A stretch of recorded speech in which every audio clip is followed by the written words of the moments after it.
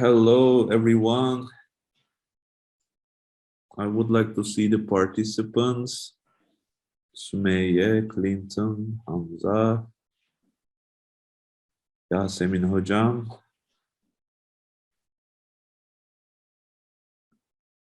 Yunus, also you may share, of course, the connection link with the people that I related with this topic. Okay, today we will be talking about, this is our 10th series, I guess, if I'm not wrong, Grad Workshop. We will be talking about, we have three graduate and postgraduates from the machine learning study field and computer science and physicists we have. We will be talking about machine learning, and throughout the process, I learned a little bit also. It's slightly different than deep learning, so we will be also learning about the difference between. And tonight we will start with Somayeh KHAKPASH'a. I guess the pronunciation is right, KHAKPASH'a. So Somayeh had her PhD from Lehigh University Physics Department with supervision of Joshua Pepper, Lehigh University. Now, currently, she is having her postdoc in Delaware, I guess. Maybe she will make a short introduction for herself. After that, we will be connecting to Hacettepe University, Yunus Can BİLGE'ye, working on his thesis with Nazlı İkizler, Cambridge Computer Science Associate Professor. And from Yıldız Technical University Host Institute, we have Ömer Faruk KARAASLAN, working with Yunus Can BİLGE'ye and from the Computer Science Department. So without further ado, I will stop sharing my screen and we are with you, Somayeh. You may share your presentation.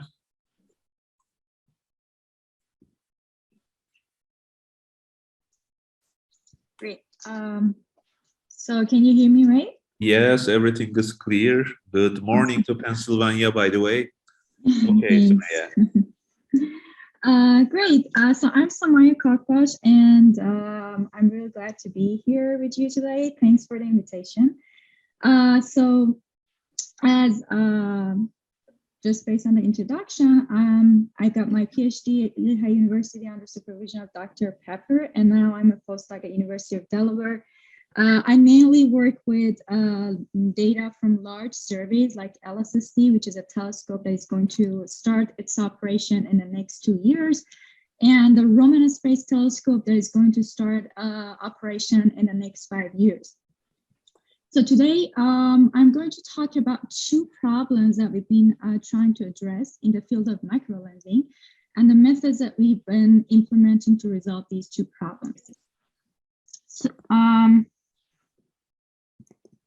all right, so first I will give a very short introduction on what microlensing and gravitational lensing is, so that you have some context on what sort of physical phenomena we're dealing with and what sort of data we're using in our machine learning algorithms. So gravitational lensing in general refers to a phenomenon when the light coming from a far object like a galaxy is bent by the gravitational field of another object in the middle. So like you say, we're observing with a telescope and we have an object, which could be a star or a planet or a galaxy at a far distance, and another object in the middle here.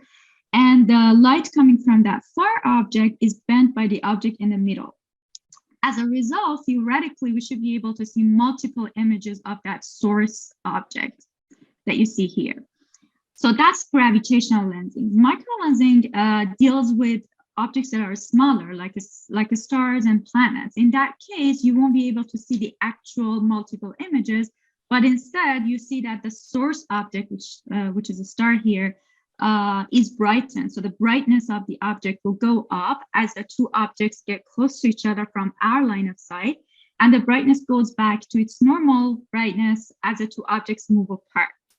So if you track the brightness of the source object as a function of time, you will find a time series in which, in our field, we call it a light curve. That is looking like a symmetric curve here that you see down here.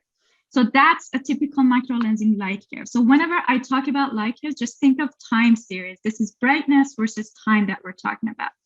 In reality, there can be different combinations of lenses and sources. You can have like multiple lenses, you can have multiple sources. And there are some other effects that can make these time series or light curves more complicated. For example, the light curves that you might get in reality can have all different sorts of features in them. So they can have like multiple sharp peaks. They can have some like distortions like this. So all these sort of different features that you find in a real data set of microlensing light curves. So the goal here in the field of microlensing, in the field of planetary microlensing, is to find out if any of these light curves here are caused by a lens system that has a planet in it. In this way, we're able to find planets with microlensing, right? But the problem is that connecting these light curves with the physical parameters of the system is a very complicated, a very time-consuming and computationally expensive process. So we want to go from the light curves that we observe with our telescopes to the physical parameters of the systems. In this case, the planetary systems. And this problem can get even more complicated. How? In the era of large surveys, for example, NASA's space mission, Nancy Grace Roman Space Telescope, is about to be launched in the next 5 years. And it will observe about like 10 to the 8th stars, and it will discover thousands of microlensing light curves. So imagine even connecting one light curve to the physical parameters is a complicated process. Now that you have thousands of light curves, you have to be able to develop methods that can automatically connect those features in the light curves to the physical parameters. So that's a problem we're dealing with this specific problem.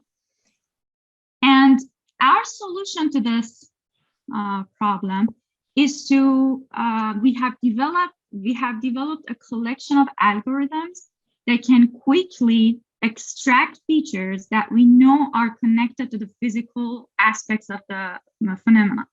And then after we extract the features, we can use those features to classify and characterize the events. So for example, you can see like some different types of microlensing light curves here. And the red curves are showing the kind of like feature extraction method that we've been using. For example, in this panel A, we're looking at the symmetry of the curve. With a simple algorithm that is easy to implement, we can extract some quantification of how symmetric the curve is or how flat the top of the curve is. And these are different features that can be connected to the physical parameters of the systems. After we extract these features, we can use them as input to machine learning classifier, machine learning algorithms to classify and characterize these events. So what we've been doing for that project is that we have developed these algorithms. Some of them are simple algorithms that give you very simple features like number of peaks, but some of them are more complicated algorithms, but still they're easy to implement. And they give you features like the chi-squared of the fit to the light curves, like different fits to the light curve. And we use all these features as input to different machine learning classifiers. Then we try to optimize what combination of these features with what machine learning classifiers will give us the best results and in different classification scenarios. Another problem in this field that I wanted to talk about, again, it's in the field of microlensing, but it's a different sort of problem. So it's related to quasar microlensing. So quasars are cores of galaxies that are far away from us. And these galaxies are so active, so energetic, that they shine so bright that they look like a star in our sky. So you might observe the sky and you see something that looks like a star, but in fact, that's a galaxy that is located far, far away from us. So these quasars, the light from them can also be lensed by objects between the quasars and us. So the quasars can also be affected by gravitational lensing and microlensing. If you remember from the beginning of my talk, I said that gravitational lensing causes multiple images of the source. So when we observe the sky, we happen to see actually multiple images of the quasars in the sky. So these images are taken by the Hubble telescope, and they show how like the quasars have multiple images created by the gravitational lensing. And then each of the images will also be affected by microlensing, which means that if you look at the light curves or the time series of each of those images, you see that their brightness changes over time. And you also see that this change in time is not exactly similar for each of these images. And the difference is that each of these images are coming towards us from different paths through the universe. And therefore, the light is going through different sets of objects, and they're affected by different microlensing variabilities. So what we are interested in doing here is to model this microlensing variability, model this change of brightness in time you see here. So the problem is, the challenge is, if you want to model this change in time, you need to know what is the distribution of the objects along the line of sight to that image. And in order to do that, you have to simulate magnification maps. So what is a magnification map? Magnification maps are maps that look like this here. So it tells you, for example, if the quasar is going this way through the magnification map, through the sky, if it goes through the bright points in this magnification map, the brightness of the quasar will go up. If it goes through the dark points, the brightness will go down. So you'll see that ups and downs in the light here.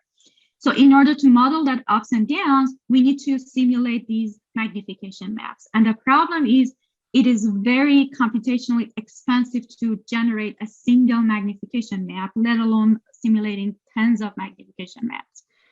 And so one idea is to train a neural network on magnification maps and generate the magnification maps using the neural networks. But the problem is, each of the magnification maps are really large. They are really high resolution. It would be really difficult to train a neural network on just like simple computation powers. But what we have been doing to address this problem is to use an autoencoder, which is a deep learning based method to reduce the dimension of the maps. So what we do is that autoencoders are basically composed of two neural networks. One of them is reducing the dimension of the input, and the other one is increasing the dimension of the input. And then if the input and the output happen to be very similar to each other, very close to each other, it means that the reduced dimension that is generated in the middle contains the most important features of the input. So the idea is that to use that reduced version of the maps as input to other neural networks instead of the actual maps to try to model these light curves. And our tests and our basically trials so far shows that the autoencoder has been successful at regenerating the maps, which means that the lower dimension of the maps are definitely useful for modeling the light curves. So here, just to summarize, I have talked about two different projects that we've been doing in the field of microlensing. One of them is using microlensing light curves time series, which is brightness versus time, as input to extract features from the light curves and then use those features as input to machine learning classifiers. And the other project, we have used magnification maps as input to autoencoders to regenerate the maps and use the lower dimension of the maps as input to other neural networks to model the variability in the quasar microlensing light curves. Here, I'm going to end my talk. I can take any questions. Thank you very much, Somayeh.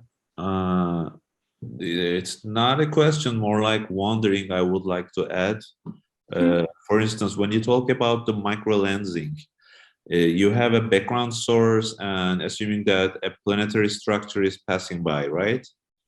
Yeah. But here, there should be some assumption because the dimming in the light, brightness of the background source, right? You are having these features in the brightness profiles, I guess.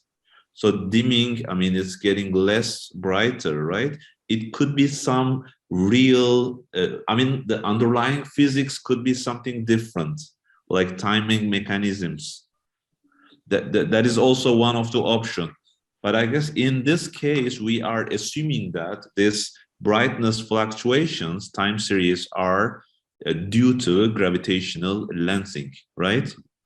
Yeah, so there is, so let me rephrase the question. So you're asking, since like the source star that you're observing can also have some intrinsic variability that is not due to microlensing. Yeah, maybe, yes, there is the physics behind, could be some other, the source itself may be getting dimmer. That's true. So there's one way, which is basically the main way people try to address that issue, and that is, if you look at the baseline of the light curve, so if you have this light curve, for example, there is some part of the light curve that is not like shown here, and that part of the light curve is not lensed, right? If there is some intrinsic variability in the source star, that intrinsic variability should also appear in the part where it's not lensed, right? Oh. So by looking at the baseline and at the part where the light curve is lensed, we're able to tell if this is like due to intrinsic variability or due to microlensing. Also, if like microlensing has some very precise theory behind it, so you have the actual equation, you can fit the equations to your light curve and see how well it fits. And if you have like a well fit model, there is really a very low chance that this is not due to microlensing. Thank you very much. If there is any other comment, or at the end we could have, you know, the questions and comments. Thank you, Somayeh, again, and we would like to start the next talk. After talking about the physics and gravitational lensing, the next talk will be by Yunus. It's language acquisition related, so totally different area, right? Sign language, I guess. Hello, can you hear me? Yes, everything is clear, Yunus. We are with you. Thank you very much. I'm Yunus Can BİLGE'ye, and today I'm going to talk about zero-shot sign language recognition. So as I said, I'm Yunus Can BİLGE'ye, and you can reach me via this email. I'm a PhD candidate in the Department of Computer Engineering at Hacettepe University. And my research interests are computer vision and machine learning with minimal supervision. To this end, I'm working on zero-shot intersection of the zero-shot learning and sign language recognition. So first of all, what is sign languages? What are the sign languages? It's a system of communication with visual gestures and signs, which is used by the deaf people. And sign language recognition is among the open problems with great practical importance in computer vision, and it has been studied more than 3 decades in the computer vision literature. Well, although it has a long history, annotated data scarcity is seldomly addressed. Why am I saying this? Because sign languages, just like the speaking languages, it changes and embrace variations over time, just like the speaking languages. As in speaking languages, new words are added, and in sign languages, new signs are added over the time, and there are also variations with respect to the regions, just like in speaking languages. So to this end, sign languages are languages of itself. And in our problem, we observe that, as I said earlier, sign languages change and embrace over time, but in traditional supervised machine learning or deep learning approaches, they require a large number of annotated examples, which are very difficult to acquire in sign languages, because It needs expert knowledge, and it is very cumbersome to define. So to this end, our problem or our solution or our idea starts with scalable methods are needed. So the main stream sign language recognitions can be divided into two: isolated sign language recognition and continuous sign language recognition. In isolated sign language recognition, a sign at a time is recognized. In the continuous one, one sentence or more than one sentence over a streaming input is defined. In our study, we are focused on sign language, isolated sign language recognition, which aims to recognize a sign at a time. So when we look at the literature, early sign language recognition methods use handcrafted features, just like, for example, edge detection. And on top of these handcrafted features, the researchers use classifiers like SVM or HMM, hidden marker models. As I said, these annotation difficulty, annotated data scarcity has been randomly or seldomly referred. So to this end, we can see some approaches that refer to this annotated data scarcity. In these two studies, first of the two studies, the researchers try to align sign language video subtitles and signs in action to overcome annotation data difficulty. So they are using TV subtitles in sign language recognition. In another one, in this study, in order to overcome annotated data scarcity, they are training an SVM-based detector out of one strongly annotated examples. And using these strongly annotated examples, they acquire more training samples from weakly labeled data. This is another approach in the literature. And in another approach in the literature, a recent one, they train a model with large but noisy data. This is another approach. And recently, again, they are using TV broadcasts. They are extract annotations using keywords spottings in TV broadcasts. The idea is that signers mostly mouth the words while they are speaking. So to this end, they try to recognize the signs with in a weakly supervised manner. So what about our idea? What are we trying to do? So we explore the possibility of recognizing signs with no annotated visual examples, but purely based on existing definitions. So when we look at the sign languages, we see that there are definitions available, which is created by experts, and they are readily available. We don't have to do anything more. So when we look at these textual descriptions and attribute-based descriptions that are taken from Handshake Dictionary and American Sign Language dictionaries, we are saying that we can use these data as an auxiliary data to recognize unseen data, unseen signs from seen sign languages. And to this end, in order to recognize no annotated visual examples, we define the problem of zero-shot sign language recognition. So in our idea, so in our case, since we defined the problem, we have created three data sets. So as I said, we are using auxiliary data. As you can see in here, for example, let's look at the bicycle data.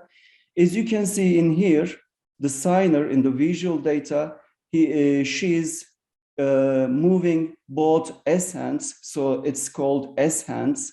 The knuckle is called S hands in alternating forward circles, palms facing down in front of each side of the body. So this definition actually explains the ongoing gesture in the visual data. And when we look at the attribute-based definitions from Handshake Dictionary, it defines just like the S hand shape is used, orientation is palms down, location is neutral, so it's not on the face or on the shoulder, it's neutral part of the body. and the movement is circular, and it repeats, and the two-hand sign.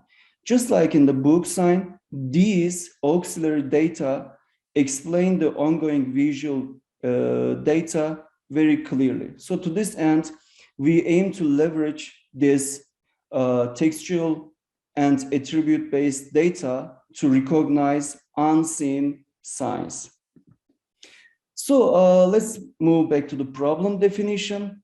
As I explained earlier, we have two sources of information. We have visual domain, the visual sign language data, the video data, and auxiliary information domain, which includes the textual definition and attribute-based definitions. So in training time, we are using videos, labels, and descriptions. And in the test time, we try to classify unseen class samples. So to this end, our model's performance depends on the video representation, class representation, and the compatibility function between the visual data and the auxiliary information. So here is our solution and how we use our model. So we have visual data, the body stream, the sign video, and as we see in our experiments, the hand information plays an important role in sign languages. So to this end, we also extracted the hand regions from videos.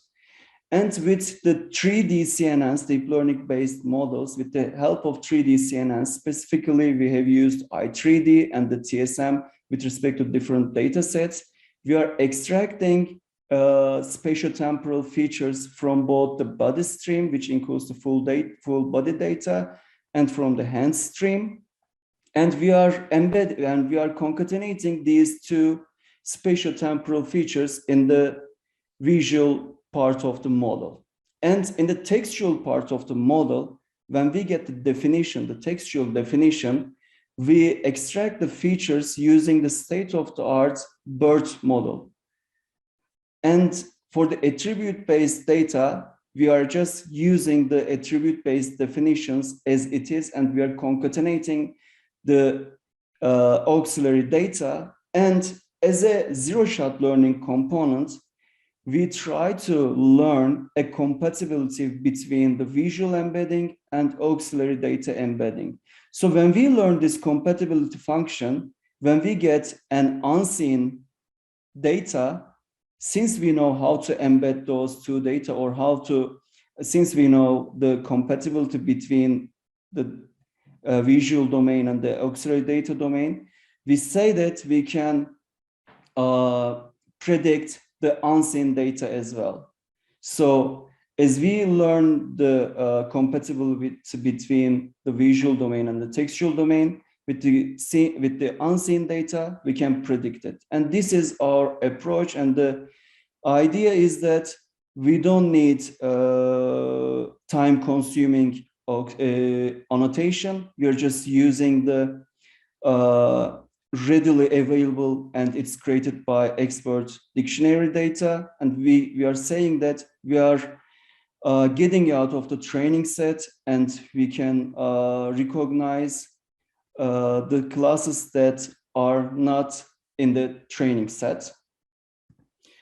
So thank you for listening. If you want to learn more about our studies, you can look at our two publications with respect to our studies. And if you have any questions, I would be glad to answer them. And thank you again. Thank you, Yunus. If we have any questions and comments here or at the end of the presentations we may have, I just want to ask a simple question, and excuse my ignorance because I don't know in detail. Sign language, is that international, a single language? I mean, like Japanese deaf people can communicate with Brazilian? Oh, well, mostly each, well, I know that, sorry. Each country has its own sign language, actually. So to this more end, like focusing on Turkish Sign Language. We have Turkish Sign Language, and American people have American Sign Language. German people have German Sign Language. So But to it this, they have, I guess, I don't know, again, they should have something in common. It's not the like linguistic, phonetically, it's not that much, like the ABC is totally different, but signs like bicycle kind of gesture could have something to share, I guess, right? Yeah, yes, you're right. But since there are more than one sign languages and there are regional dialects, so the annotated data scarcity is a big problem. So we are approaching from the zero-shot learning perspective. Thank you, Yunus. Okay, thank you very much. Can I ask a question? Yes, please. Hocam, buyurun. Thank you, Yunus, for this nice talk. As I am a mathematician and I am interested in machine learning. So you trained your data. So how did you prepare your data? For example, by recording videos, and then how did you make this proper to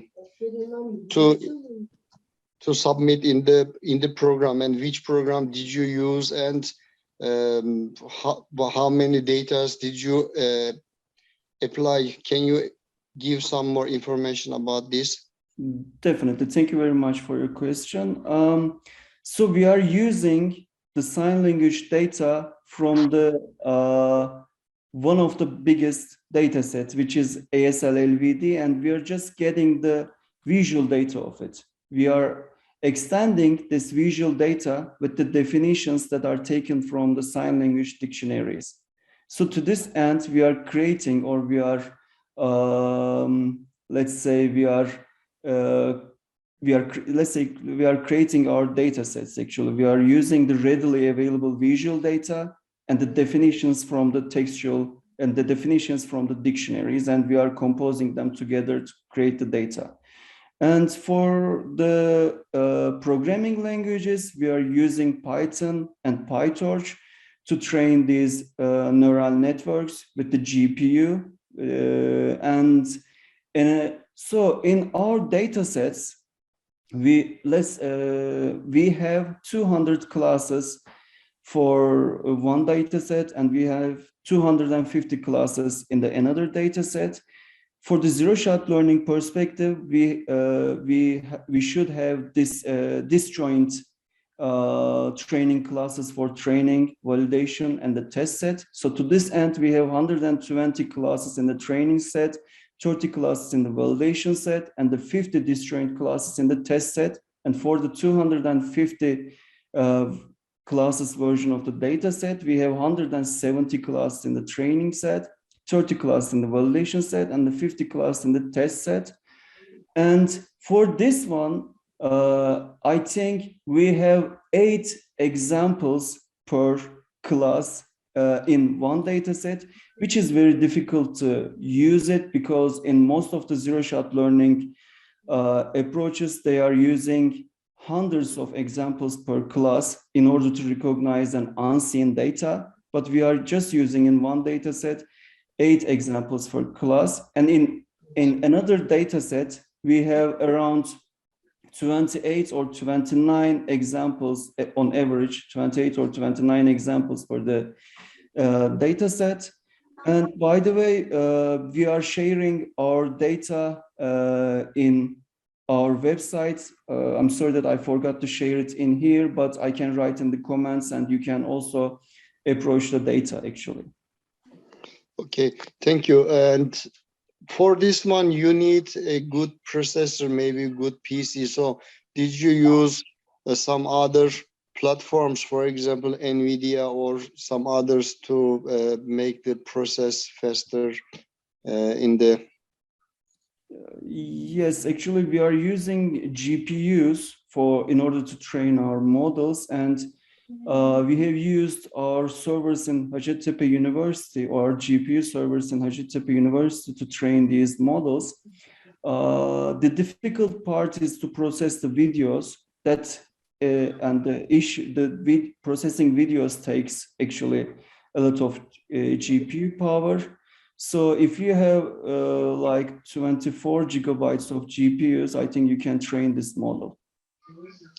Okay, I understand. So one last question, sorry for taking your time. In the engine of this machine learning, which loss function did you use, or which optimization method did you choose? Can you say something about this one? Yes, we are using cross entropy loss actually because we are calculating the loss of the visual data with respect to the all auxiliary data. So to this end, we are calculating cross entropy loss. Okay, thank you very much. Thank you for Thank listening. you, Thank you. Yunus, for the answers. We have a question from Clinton. If you have the microphone, you may ask by yourself, Clinton. All right, thank you, sir. Yes, thank you for this very enlightening presentation. Okay. So from your presentation, I see that you used a lot of convolutional, 2D convolutional layers. So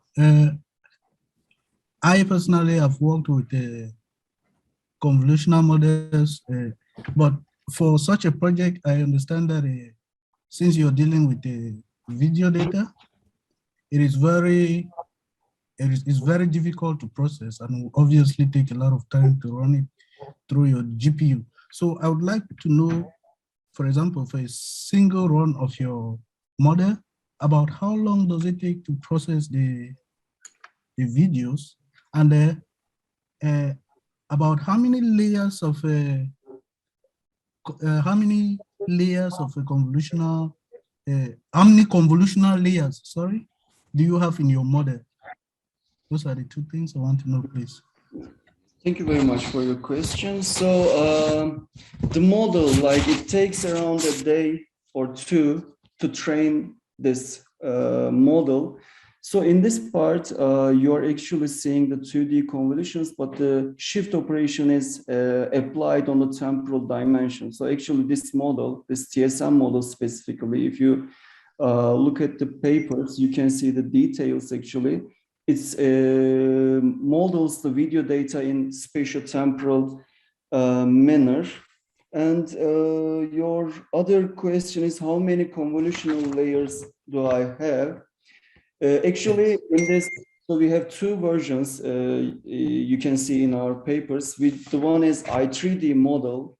The I3D model is a well-known state-of-the-art model in video spatiotemporal modeling. I don't remember the number of convolutional layers in the model. You can have a look at it. I don't remember it right now, but it's a well-known model. We are. So how long does it take for a normal run? How long? 2 days is a long time. Long Yes. time? Is it days, day basis, or the hours? Like, well, it's actually around 1 or 2 days actually. In order to train a model, it takes around 1 or 2 days actually. Like more than 20 to 30, 24 to 35 hours, but I don't really, okay. I can't give the exact time, but it takes time actually. The processing videos takes time actually. Thank you very much, sir. That is amazing. Thank you. Thank you. And is there any more questions? Do I miss anyone else? And I just want to make this clear. When you say unseen data, do you mean the unseen portion of the video, so that, you know, the missing hand parts? No, right? Since I mean, really unseen. When you say unseen data, is it the unseen part of the hands, so that you can blank filling from the texture? I don't know. So let's say we have training set, which includes the hello sign, Apple sign, and goodbye sign. But in our test set, we don't have these signs. We have completely unseen sign. Let's say we have an orange sign, and we have a car sign, and we have a T sign. So these are the gestures are completely different. So just like in the zero-shot learning perspective, our training sets and the evaluation sets are completely disjoint. And we are using the textual data to map to map the to bridge the seen data to the unseen data. We are using the auxiliary. So like the sign of apple is not in your model, but from the texture you are feeling that bridging kind of, and your system is learning. Definitely. That's clever. Okay, thank you, Yunus. If we have more questions, we can have those at the end. And now, if you stop sharing your screen, thank you, Yunus, and we will switch to Ömer Faruk from Yıldız Technical University Host Institute, the computer engineering. Okay, Ömer, you may share your screen.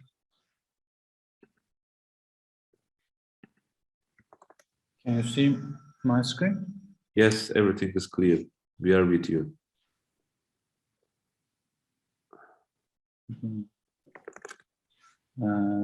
Thank you for your sharing this option to me. Today I will talk about my PhD thesis and thesis work actually. Let me talk about myself first. I am Ömer Faruk KARAASLAN from Yıldız Technical University. I am a research assistant in this institute, and my academic career are based on computer engineering. My research area are one-dimensional, two-dimensional biomedical signal processing, pattern recognition, image processing, and machine learning, deep learning. Let's look at the motivation, why I am dealing with this subject.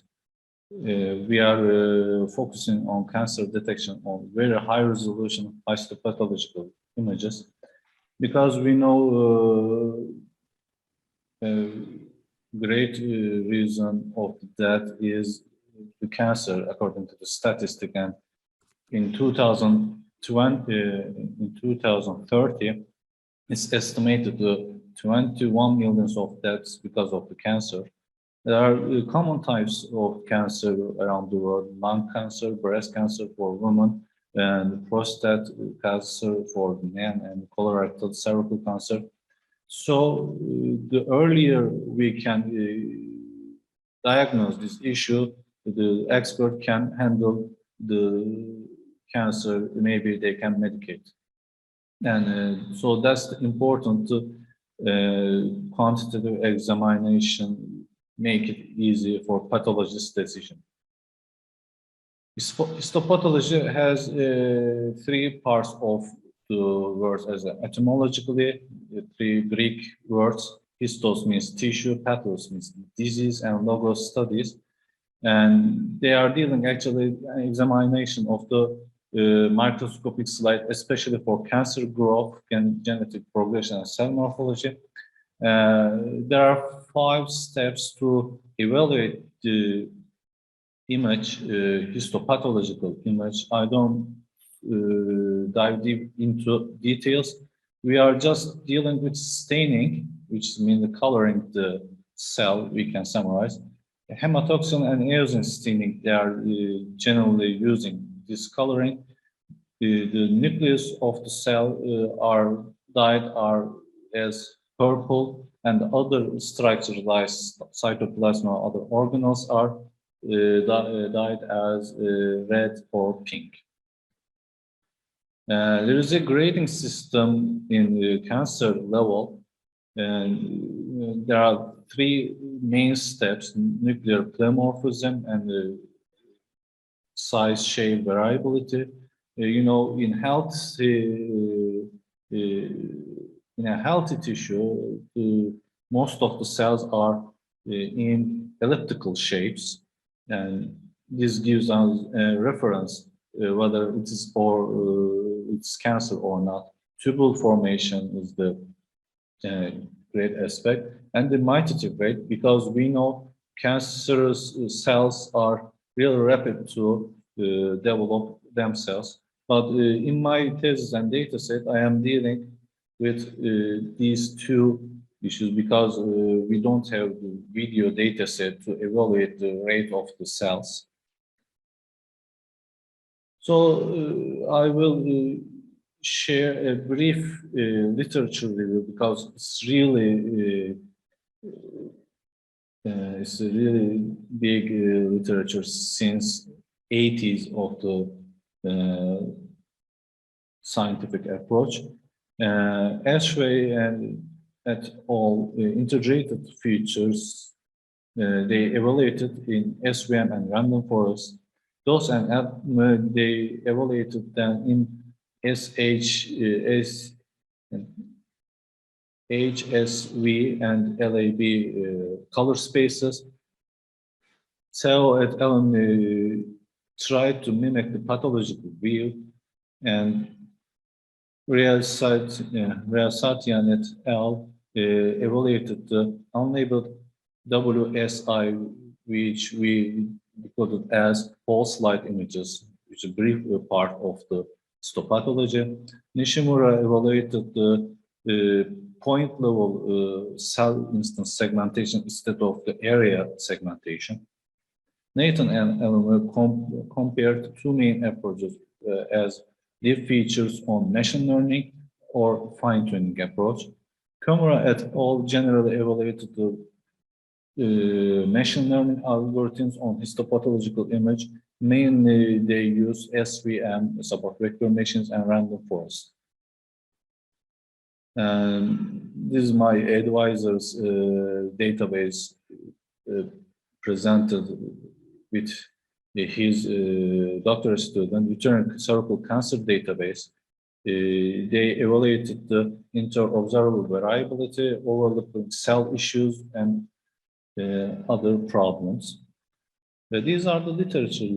We have 4 fundamental problems on histopathology. Generic analysis technology for specific tasks, and this is a great issue for that.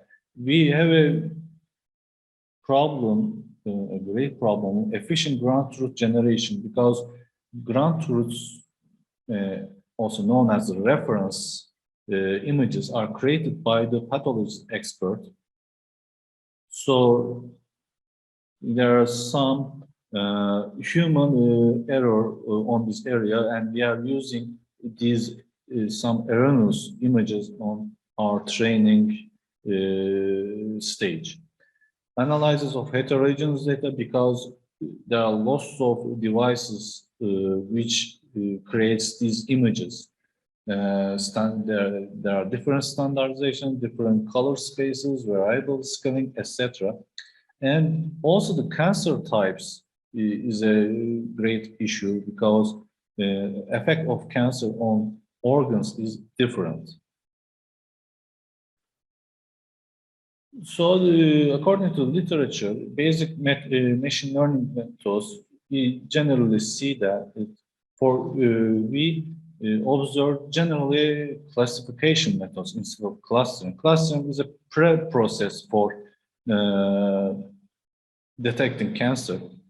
We can say that support vector machines and random forests are mainly used for classifying cell pixels in the image. And the artificial neural networks are also a wide area which is generally used. And I will pass from artificial neural networks to my thesis subject, deep learning. Artificial neural networks simply mimics the human minds. We know from the basic biology knowledge that there are neurons and there are connections between neurons that we call it learning from our experiences. Artificial neural networks are simply like this. They get the data, one-dimensional data, for example, electrocardiograph data or histopathological image data. They simply evaluate, and they, in quotation, learn according to the reference data. Then they get back to the first stage, and this circle, this loop goes on till the error rate is minimum. So what is the deep learning? Deep learning is actually an advanced level of the artificial neural networks. Why it arises nowadays? Because of the GPU power. When we create the weights in artificial neural network, the computational power is a must actually, because there are lots of derivative operation and calculation, etc. And we are also having an advantage of creating inner feature extraction. In normal machine learning approach, we create the features and we classify. But in deep learning approaches, we simply model our architecture, is the definition, by the way, deep learning architectures, and we simply feed it with images or data. This is actually the human-based approach, because when we look at a human face, we can simply detect it's a face. We don't calculate the ratio between eyes, nose, or ears, etc. Because we learn with millions of the thousands of the real data. The learning approach is actually like this. And how can we acquire this power? The power of nonlinearity, because in real world data, unfortunately, it's not linear. You have to use this power. Deep learning architecture are actually an extended version of the artificial neural networks. We generally use convolutional neural network. It's the de facto standard for image classification. Recurrent neural networks, long short-term memories, gauge recurrent image, but the rest of them generally used for speech recognition, natural language processing, etc. Let's go on the frameworks. With the GPU power, there are three main deep learning frameworks, which the first one is Pytorch, created by the Facebook group. The second one is TensorFlow, created by Google, and the Keras. And we preferred to use Pytorch because it's the base framework of Open AI, Open Artificial Intelligence. This foundation is also created by Elon Musk and other pioneers. It has a simple learning curve. If you have a Python programming language approach, you can simply adapt it to Pytorch. And easily debugging by dynamic computational graphs, full Python support, and NumPy-Torch tensor transition. NumPy is a powerful library on Python. And CPU-GPU transition. With a simple one-line code, you can transact all of your data from CPU to GPU, and you can get back from the GPU easily. And we have two different approaches to create deep learning architecture. The first one, as dear Yunus said, you have to train your data from the scratch. It would take a huge amount of time, and if you have a novel database, if you have to create your model, you should deal with that. But during the last decade, we can see that there are lots of pre-trained models to evaluate image data. We can simply use some partition of data set, and with the default weights, we can simply discard these training phases. As I said before, CNN-based architectures are the de facto standard for image classification. We have used two data sets, David Rin Laboratory. In this data set, we have a ground truth, as you can see from the right, blue, black, white image. We call it the ground truth, and on the left, we can see the real image. And the other data set, the ECR 2018, we have 400 microscopic images in 4 types of cancer class. And in experiment, we have 4 categories. We firstly use 3 popular color spaces, RGB, HSV, and LAB. And we realized that the RGB has a great advantage on other color spaces. Then we focused on the RGB, the red channel of RGB pictures has a great advantage because it simply denotes the blood itself. So we focus on the red channel of the RGB images, and we implied the histogram equalization on this channel, and we simply observed that it has a great accuracy, precision, F measure on curve and kappa values. And this is the special base we use 2 popular special feature extraction tools. By the way, we classified with the support vector machines, with the radial basis functions, and with the gamma value between 0 and 0.05. With the same parameters, we have used graphical co-occurrence matrices and simple linear implicated clustering feature extraction. And in experiment 3, we are using the deep learning approaches. On the table, you can see I actually evaluated most of the architectures, and these are the brief table.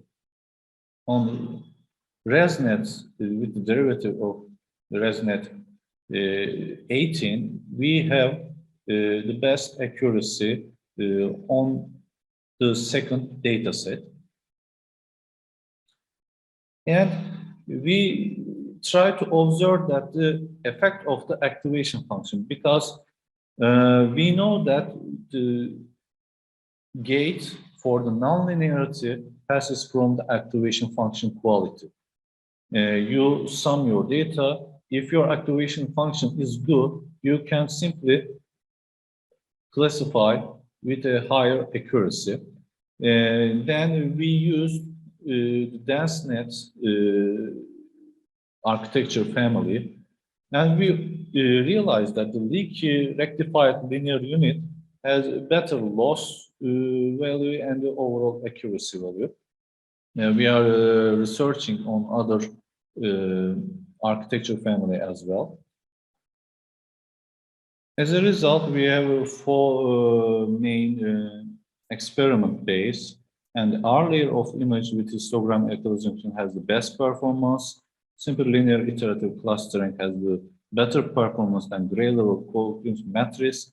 In fine-tuning, we observed that ResNet has the best accuracy. In activation function, the leaky ReLU has the best effect on classification performance. And on the next step, we will try to handle whole slide images with the GPU capacity. As a conclusion, I want to explain that during these days, everybody thinks that machine learning and deep learning is a magical tool. If your data is homogeneous And if you can handle with linear structure like average, basic statistics, fundamental statistics, you don't need these frameworks.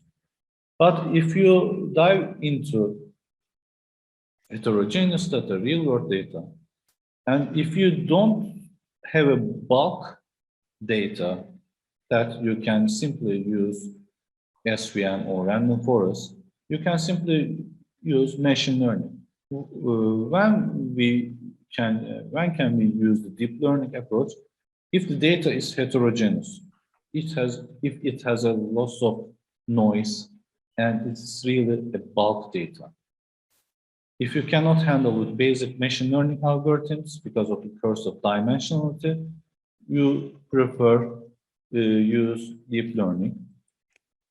This is the funny picture from the Spider-Man ending scene. Maybe most of you know that. The girl asked temperature, I am ready to hear it, and the guy said, this is not the real film, by the way. We don't need machine learning for this guy, and the girl cries. And this is a sum of the basic data analysis approach. And these are my references. This part is the definition. This is my literature review part. And this is tools, frameworks, and dataset approach. If you have any question, I would be really happy to answer that. Thank you, Ömer, for the presentation. And yes, if we have questions and comments, we may ask. Ömer, you show us some accuracy numbers. So is there any accuracy acceptance level? I'm not from the field. I don't want to sound dumb, but we are acceptance level. We are simply evaluate the basic accuracy because this is the research step on the way. By the way, we will try to evaluate the other metrics like F1 score and other scientific metrics. Okay, we have some questions. And Neslihan is a undergraduate student, and I guess she needs help. She's asking if it's okay to write you guys about the... Yeah, I am on LinkedIn, and yes, this is my normal mail. You can contact with me. Yes, definitely. You may ask your deep learning or machine learning question. However, I should warn you that deep learning has multiple applications. I am now dealing with image processing, image classification, or formerly known as pattern recognition, biomedical pattern recognition. And it has, for example, speech recognition, speech-to-text recognition. For example, Google is using recurrent neural network on YouTube, for example, from the voice to the automated subtitles. This is a wide area. Okay, Emine Akpınar would like to ask a question. Thank you for your presentation. Maybe I didn't fully understand your subject, but once the histopathological image is taken, the doctor can easily classify the tumor or detect the type of cancer. Shouldn't the purpose of machine learning or artificial intelligence in cancer detection be to diagnose the tumor or type of cancer before the patient goes for histopathologically? For example, taking an MR or CT image of the part of the tumor and making cancer detection using artificial intelligence before the patient goes to pathologically or histopathologically. It's actually a part of the examination, actually, because even with simple health issues, we know that you need lots of analysis, examination, blood analysis, urine analysis, or any kind of, especially on cancerous data, these are the vital part for their examination. In this area, we simply evaluate and try to fasten the detection and even the classification part of the tumors, because in real world these images are in really high resolution. That's my motivation of the thesis. How can I describe 20K versus 6K pixels? And this is really a huge amount of data. In literature, maybe you can see a part of researcher trying to mimic the pathologists because they are zooming in and out for detection. If you are expert enough, you can simply detect and focus on that area, but most of the experts cannot handle this kind of bulk data. We are trying to fasten this procedure as fast as possible, actually. Okay, thank you. And also availability of multiple high-resolution image is a problem, right? Unfortunately, a problem. But in every problem, there is an advantage arises here because if you have a high resolution, you have high details. For example, in full HD image, you can detect, in an academical aspect, 10 features, but in high resolution image, maybe you can detect thousands of features to detect or even to classify of the tumor easily. So you're saying high resolution image is of course better for your study, or with the lower resolution, you sharpen the skills of your algorithm? Yes. Well, yeah, vice versa. And there's this another question to Yunus, the previous talk. It says, Mehmet Aslan would like to ask for yourself. I'm not sure if you have the microphone, or if not, I can read that for you. It says for the sign language, in your presentation, you said you have a great emphasis on the hand portion of the video, right? But also there's the spatial mimics are important. So if you have a work to include this part of the video. Well, thank you for the question. He is very right. The facial mimics are important, and also in the literature, it's called non-manual features. Unfortunately, in our previous works, we didn't include the facial mimics or facial features, but we are planning to insert or include these facial features into our model in the future, in our next study, actually. And you are right, the facial features are very important in sign language recognition. So, okay, version 2 of your algorithm, we wait for the facial mimics. Okay, thank you. Do we have any more questions and comments? One question. Okay. Buyurun hocam. Hocam, teşekkürler öncelikle, size de bu organize ediyorsunuz. Çok güzel, çok faydalanıyoruz. I want to ask Ömer Faruk, what about our university's capacity about this processing? I remember that Bahar said supercomputer or something, but I didn't hear anything about that afterwards. So is there any supercomputer in Yıldız Technical University? In which infrastructure are you using? Yeah. Yes. Which one? In our computer engineering department, there is a group called SimpLab. In SimpLab, we have a very strong, powerful computer, actually. This is not a high HPC level, high performance computer level, but we are using the NVIDIA Tesla family GPUs and nearly 128 gigabytes of RAM, which is really essential to handle this kind of images. We have tested, and even in MATLAB, when you write in open that kind of high resolution, it requires 30 gigabytes of RAM just for opening. And we are trying to eliminate this process with distributed computing on the backend side, of course, because that's another research to evaluate the pixels in a distributed manner. So is it free in the NVIDIA platform to upload your project and process?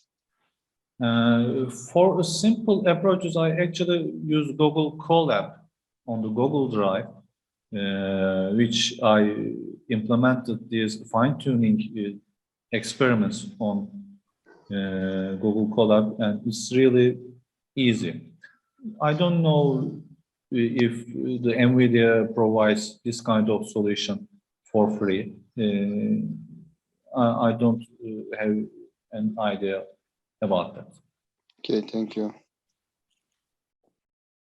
Thank you, Ömer. I guess we are done with the questions and comments. If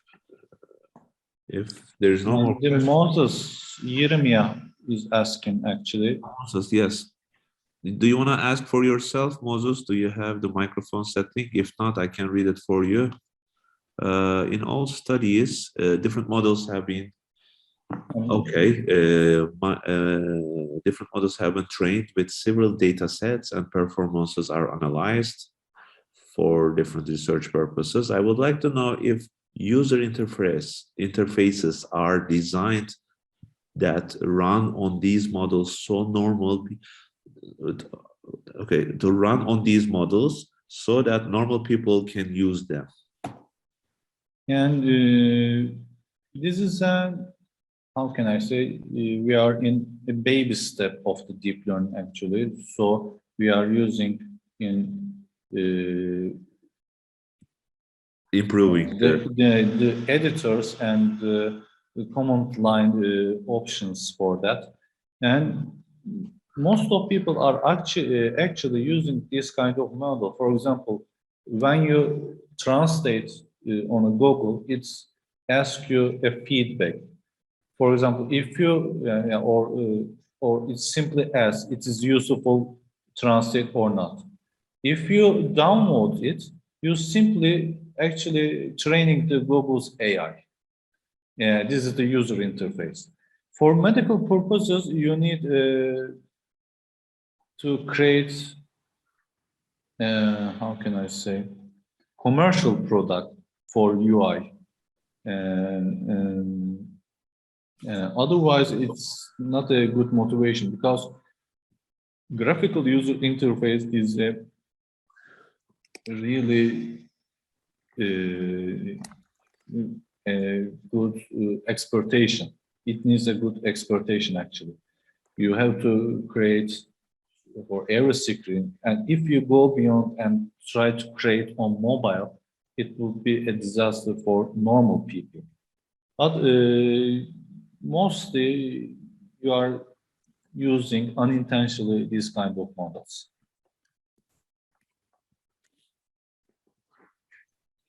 Thank you, Ömer. And I guess we are done with the questions and comments.